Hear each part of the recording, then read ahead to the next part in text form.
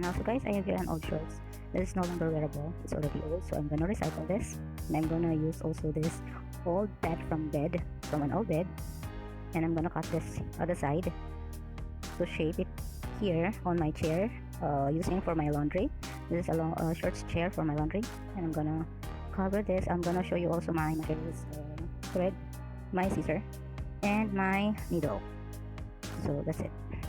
So I'm now gonna cut this orchard from this crotch here, because I have to remove the curb line from here, so I have to cut this one, and this is it.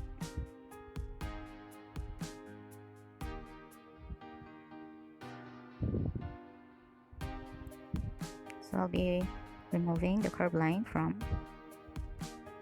this side of the crotch. So I have to make it sure that it's all are in shape, otherwise I'll cut the wrong side. I have to fix it well, so I'll be cutting it from here, this crotch. So I have to fix it well before cutting. Now I'm gonna cut, because this one is a curved line, so it might be hard to form on my chair. So this is already the form of it, so the crotch has gone, and I'll be sewing it from this side later on. Okay, start sewing now. Keep on watching guys, I'll be sewing from here. And this is it now guys, it looks like a skirt.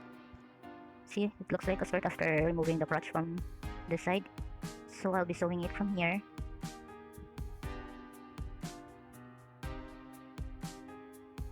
Sewing it from here, then fold it so that it will be making a straight line.